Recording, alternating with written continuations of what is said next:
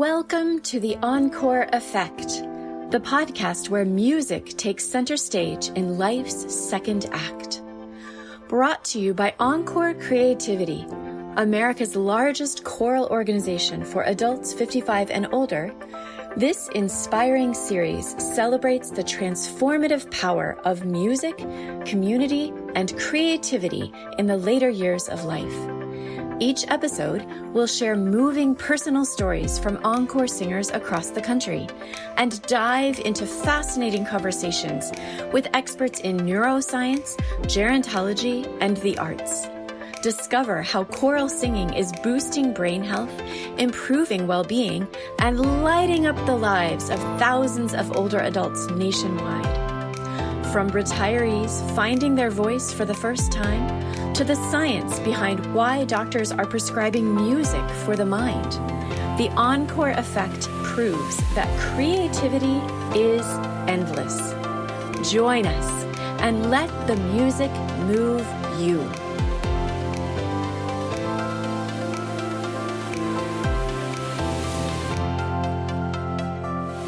Hello and welcome back, friends, to the Encore Effect. We are so glad that you've joined us again for another wonderful conversation about the people who make Encore happen and who do such fabulous work in the field of creativity and aging. And today I am so excited to have one of our very own on the podcast today. And you are going to know this voice because she does our intro to this podcast every single week. So you're going to recognize it right away. But we're super excited to have Kathryn Harsha on the podcast today. Kathryn is a pianist and conductor whose work spans choral, orchestral, Broadway, and opera. She has led ensembles throughout the United States and internationally, with recent performances at the Kennedy Center, Severance Hall, and St. Giles Cathedral. She's the artistic director of Pro Coro Alexandria and the Alexandria Choral Society. Kathryn is dedicated to fostering musical excellence across generations. She loves working with young musicians at the Peabody Children's Chorus and Opus Community Music School, a student choir at the Sorbonne in Paris, France, and with community members of all ages. She holds a Master of Music in Conducting from the Cleveland Institute of Music, where she was just honored to receive the 2026 Distinguished Alumni Award. Here at Encore Creativity, Kathryn serves as one of our conductors and our artistic director for programming. Welcome, Kathryn. Thank you. We're so happy to have this conversation with you. And I'm telling you what, people, if you're listening to this, you need to know how much the people of Encore love Kathryn Harsha. They love her ability to be a great music educator, a great collaborator, a great leader. She's got awesome style. Kathryn, people just love you at Encore. Why do you love Encore? Oh, thank you so much. I do love Encore. It has been such an incredible community to be a part of over these last few years. I have said that I feel like I gained all of the big sisters that I always wanted in life. Encore for me is the ideal balance of excellence in musicianship, right? We're all working every week to be the best musicians we possibly can be, but also an emphasis on lifelong learning and community. And that connectivity of music and excellence and community building is really near and dear to my heart, as I've had the opportunity over the years to see how impactful being musicians together can be for a community. It's made me want to do more and more of it. And that is just at the heart and soul of Encore. So I absolutely love being here. I love the community of singers and people, and I love the mission and goals. So it's a wonderful, wonderful opportunity for me to get to work at Encore. We're so lucky to have you here as one of our leaders and leading our conductors and leading, picking all of our repertoire and setting the course for artistic excellence. But, you didn't just jump into this role. You've had an incredible journey in music. And so take us back to the early days. Like, take us back to where you grew up, and was your family musical, and how did you get into to singing and to playing the piano? Yeah. So all of my family, my both my parents and my older brother, all have the highest degrees you can receive in science. But both of my parents are extremely musical and they are both singers themselves. So my father is a tenor, my mother is an alto, and my father actually founded as the local chemistry professor, the big community chorus that ended up singing masterworks with the local orchestra in the town where I grew up. So I grew up in this really incredibly musically rich environment. My children, who are now young adults, love to brag to their friends that when their family gets together, we sing together in four-part harmony. And they think that that is delightful and fun. So, every family gathering I've ever been to, we're singing in four parts. The environment that I grew up in, I started piano lessons when I was very young. I was in children's choruses from the very beginning, bell choir, and then band, and then marching band, and then pep band, and then into musical theater, and then into. So I had this incredible opportunity to play in orchestra, band, sing in choir, do musical theater, every kind of genre possible. And it was a wonderful education. And I was so fortunate to be in a town with incredible musicians all around me. My next door neighbor growing up ended up becoming a big Broadway star, and that wasn't incredibly unusual. And if you think about it, I was in a town of about 1,000 people in the middle of Kansas.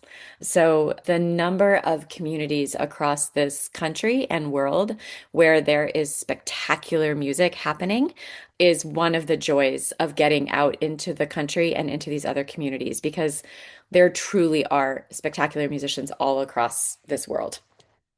I love that. So your next door neighbor became a Broadway star. Yeah. Yep. She was traveling internationally as a model and a Broadway star at the age of 16. And I would have been about 10 at the time. So of course I was, following Rachel and her adventures and what she got to do through music and art. And I'm sure that she was a big influence on me. I love that. So you've been a part of a musical community really your entire life. I mean, there's never been a void for you of opportunity to just experience music. But how do you think that journey has really shaped the way that you view yourself as a human being? And how has it shaped the way that you view others and relationships? That's a great question. I think I am a musician. I don't think of myself as a person who does music. When I went to college, I intentionally went to a liberal arts school so that I could choose, right? Like, yes, I've been involved in all this musical work, but maybe pre-law is calling to me. And so I went, and it took about 6 months to say, really, I can live the rest of my life without doing law and be quite happy. I don't really want to live in a world without music. It's so ingrained in who I am and what I do and how I see others. Music is a funny thing when you think about community. There's a whole aspect of it that is isolated, right? You can't become a fantastic musician unless you do the isolated work, unless you go quietly into a practice room by yourself and really dig deeply into a score, understand what the composer was asking for, get to know what the composer's, situation was themselves personally, and then actually do the work to practice, whether that's at a piano, whether that's as a singer. You can't become an excellent musician without that isolated work. But the magic isn't in the isolation. The magic is in then the stepping out and into the space where even if you're playing a solo, you're performing it for an audience in a very specific space at a very specific time. And that interaction and engagement together, that's what makes the magic. Same if you're playing chamber music or especially in a choir or an orchestra. There is so much incredible energy and community and care and love that comes together when you get to do this music together.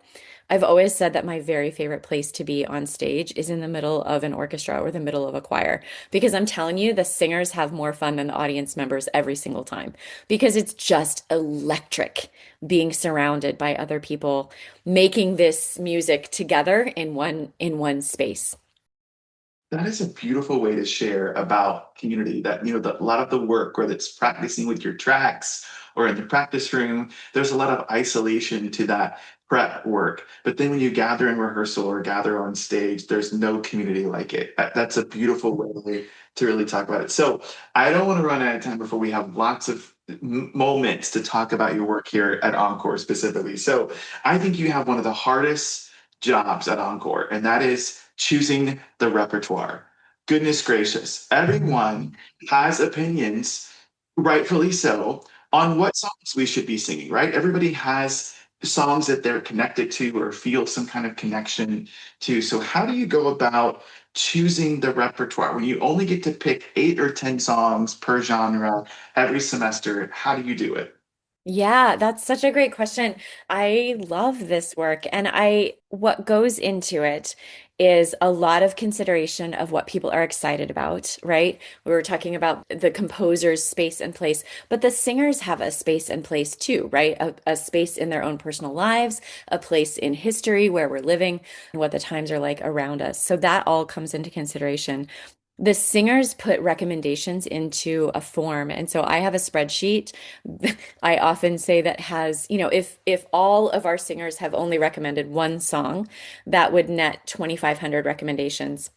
I haven't counted recently. I think I have around 3,500 song recommendations from our singers. And you're right, only the chance to do 10 of them in a semester. So I'm always trying to find a balance across our 2,500 singers. We have a delightful variety of people. And I want every single singer to connect deeply with at least one piece.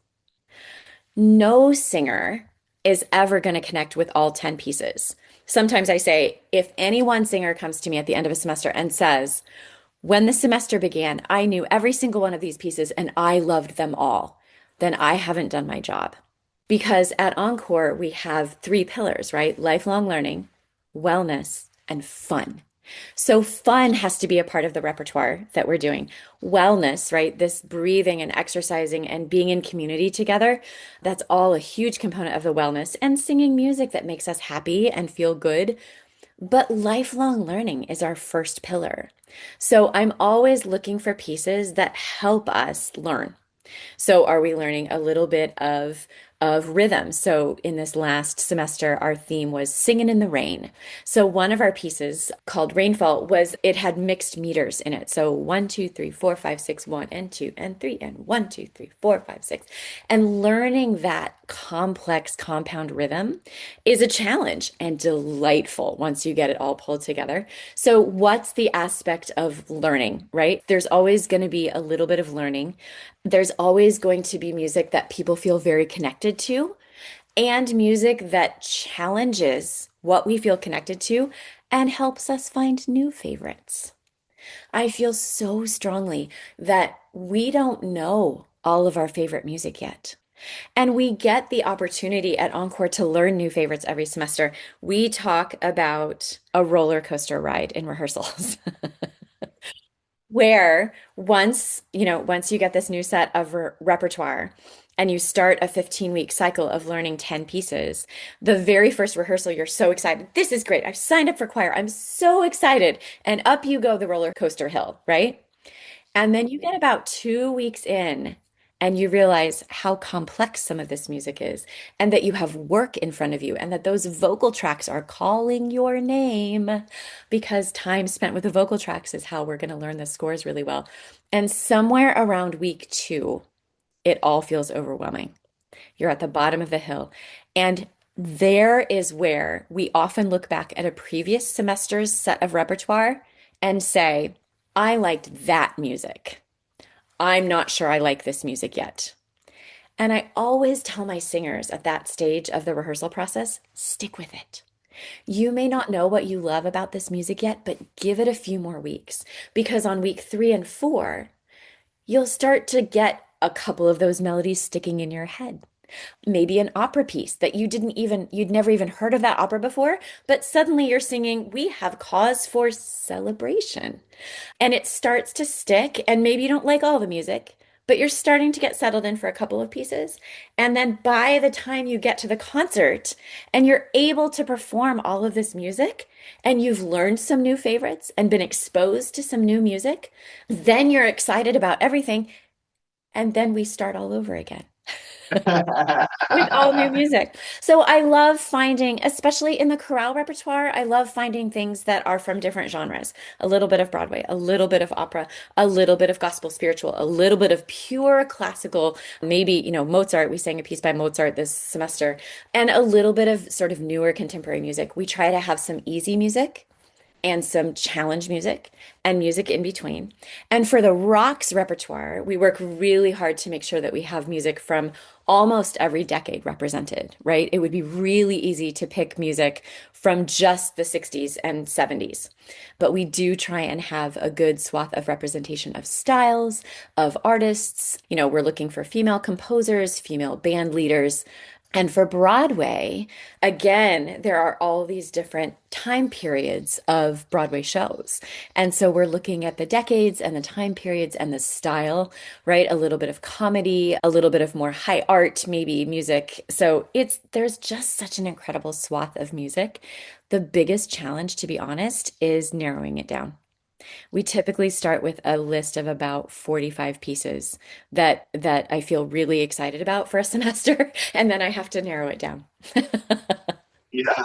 Yeah, well, and it's interesting that it's such a beautiful way to share about the roller coaster. And it's so common for our singers to go, I don't really love this piece. And then by the time they sing it, it's their favorite. Like they just it doesn't always work out that way, but sometimes it does. And you alluded to chorale and rocks and Broadway, we have our Arts for Life. There's these different genres that you can choose from and that you can sing with. And that's all very different music. I mean, there's some overlapping, things that work together. But talk to us about how you got really comfortable working in both chorale and rocks and Broadway and seeing Marianne with Arts for Life programming. Do you do all that on your own?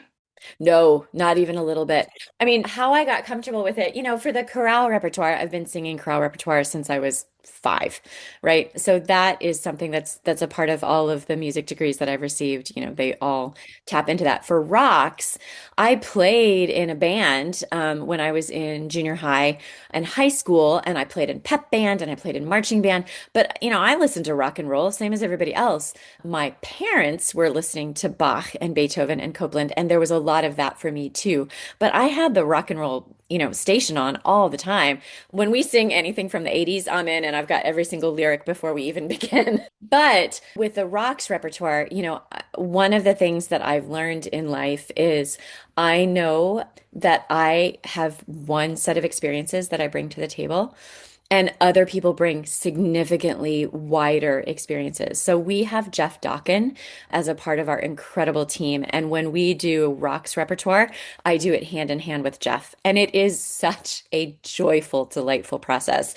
We're working many, many, many months ahead and talking about where are we headed? We collect our music into themes.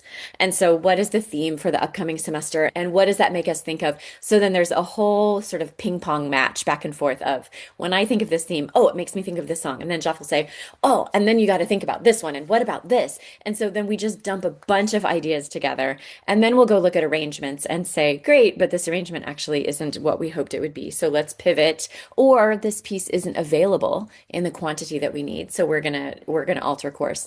I do rocks repertoire hand in hand with Jeff Dawkin, and it's so fun. And Broadway, we have a Broadway expert and the founder of the Broadway program, just like Jeff is the founder of our Encore Rocks program. Joey Clark is the founder of our Broadway program, and he has exhaustive knowledge about Broadway repertoire. I worked quite a few Broadway shows for quite a while. I thought maybe I was going to go work either in opera or Broadway as a conductor, but my knowledge doesn't even touch Joey's. He can speak impromptu about composers and time periods and styles, and it's delightful. So I get to work with incredible team members. And even for the chorale repertoire, our conductors are always sending me recommendations, sometimes whole lists of pieces that they've performed in other places and what they loved about them. So it is not a singular process at all. It's really just a collecting of wisdom and trying to narrow it down to just 9 or 10 pieces. Yeah, and we've had both Jeff and Joey on the podcast. So if you want to go learn about rock and roll and Broadway, go listen to Jeff and Joey's podcast as they've shared all their incredible life experience and wonderful knowledge. So, Kathryn, do you have any idea how many copies of music we order each semester?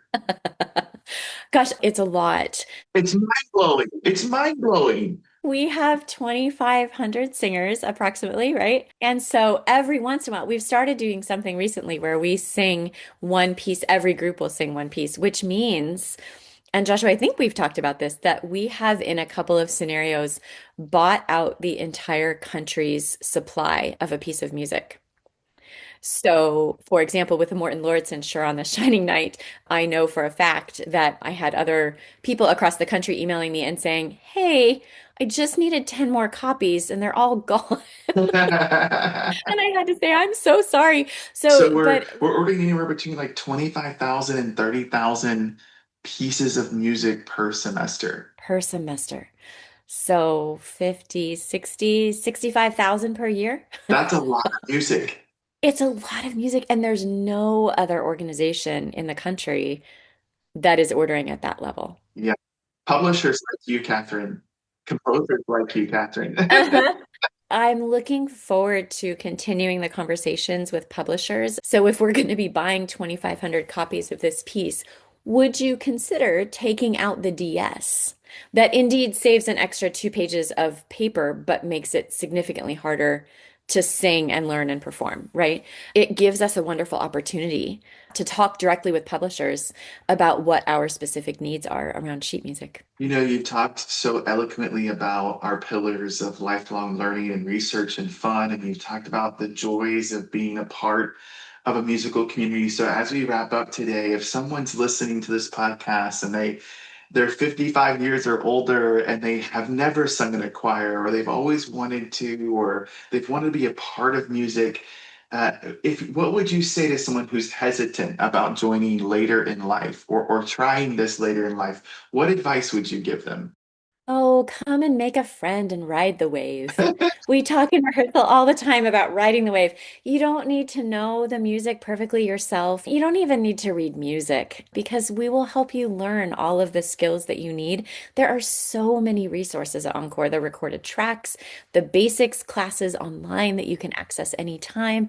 But most importantly, there are these incredible set of wonderful, caring conductors who will lead you through a rehearsal process, and singers all around you who will become your friends, who will help you navigate when you're not sure where you are on the page. And you will learn and feel comfortable musically in ways that I can almost guarantee you never knew were possible if you walk in the door and try. And then once you're there and you're doing your best, we talk about riding the wave. You may not know your first note. You may not exactly remember where this phrase goes, but the group of singers around you does. And together, we are all so much stronger, both as people and as musicians. So if you walk in the door and have the courage just to walk in the door, that's the hardest part. And everything else you do, you'll have support and you'll get to do with a delightful community around you who are cheering you along and singing right along with you all the way through. I love it. Kathryn, thank you so much for the wonderful conversation and for all that you do for Encore Creativity. We're so very grateful for you. Absolutely. It's my pleasure. And thank you for all that you do, Joshua. It's an incredible environment, an incredible team, and an incredible community. And we're so lucky to be a part of it. Friends, thanks for joining us today, and check out our website, encorecreativity.org. And like Kathryn said, join a wonderful musical community. We'll see you next time on the Encore Effect.